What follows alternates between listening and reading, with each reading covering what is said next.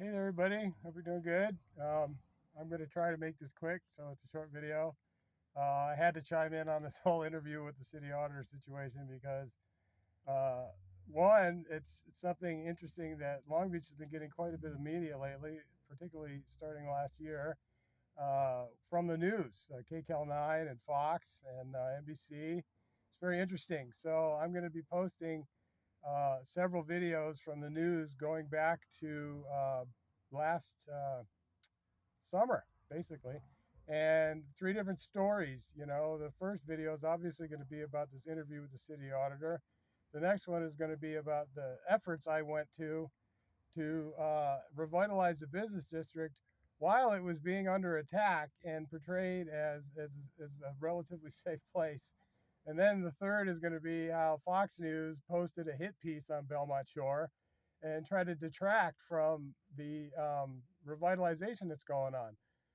While many people know, I went to great effort to restore the safety and vitality of the business district after things were getting just plainly out of control. And along with that, I sent some emails to Sheriff Villanueva to give him some background on what was going on that I had first started off with sending to the local councilwoman, Christina Dugan.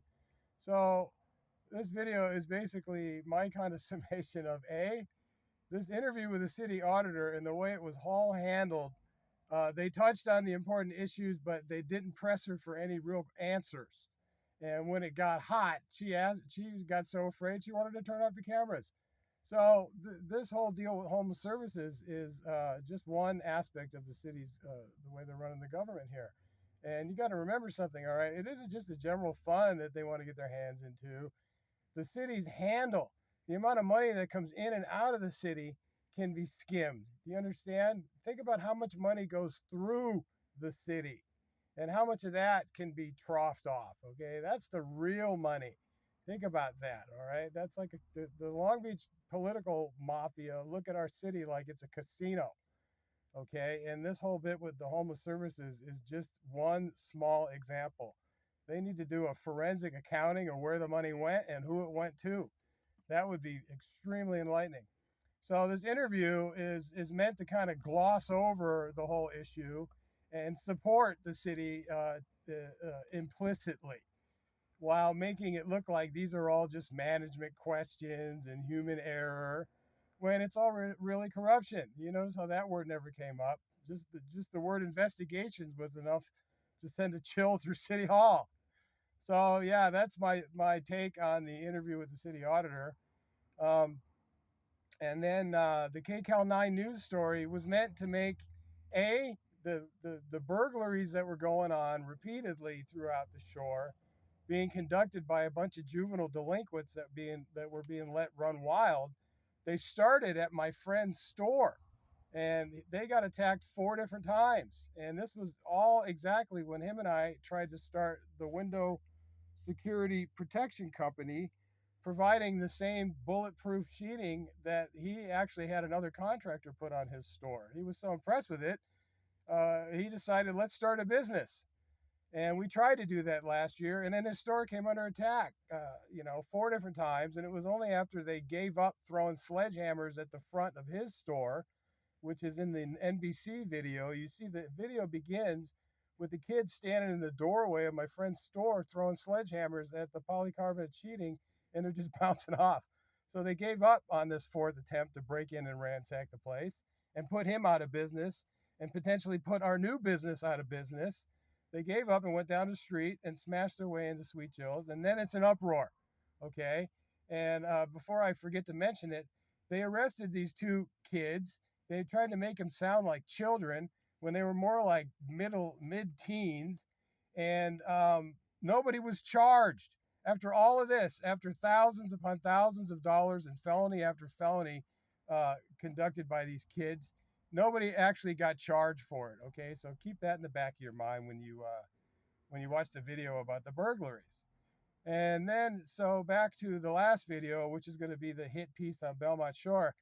There's a long history of a manipulation going on with our business district that really put it into a downturn, probably 10 years ago, and it's all related to the development of the downtown business district and places like Second and PCH and these other sources of revenue that were created.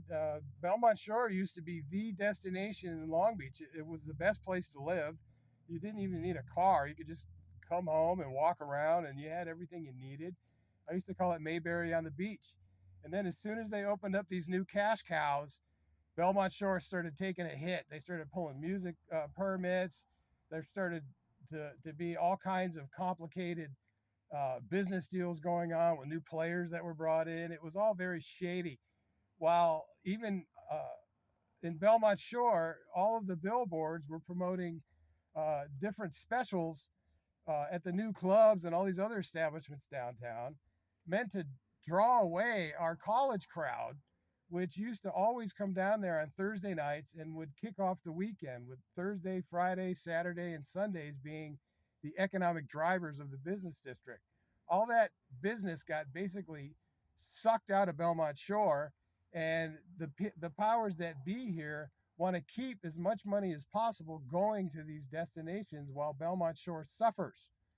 Now, it was going on so long, and the shadiness of the activities that were going on within and without the business district were getting to be so perilous that there were shootings and stabbings, and eventually somebody got run over by a car in front of my apartment building, which was a block away from the primary establishment that was the cause of most of the problems, which were being let go. I finally decided I was going to start rattling the city councilwoman's cage and seeing if we could get some action here. So the last video basically is a hit piece on Belmont Shore, because if anyone reads the emails that I'm going to post as screenshots, you'll see that beginning last summer, with just these emails, and then a lot of effort within the business district, a lot of effort encouraging the inclusion of the Long Beach Police Department, a lot of effort trying to get the Belmont Shore Business District to start stepping up to the plate and taking care of the hygienic conditions in the shore.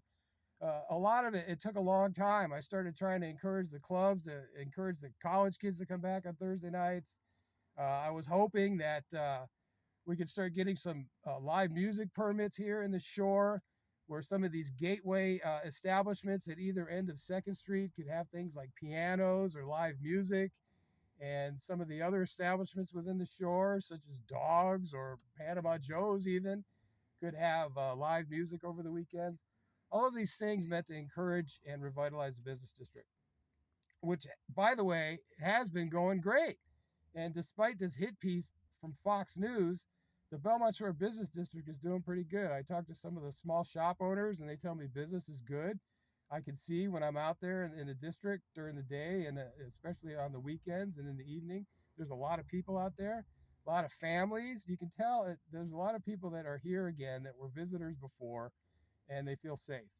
So uh, the long and short of it is, I want people to sort of look at what the media is saying and doing, and how they're trying to portray the various authorities here in Long Beach. Are they trying to cover stuff up? Are they trying to make everybody look good, but omit many, many facts? What's really going on with the media and their involvement here in Long Beach, and who's got the connections to bring in these news establishments? I find it to be interesting, and a very good example of how sophisticated the people are here in Long Beach and the kind of connections they have. And the first interview ought to show you how much they really are afraid of any real deep diving into what's really going on.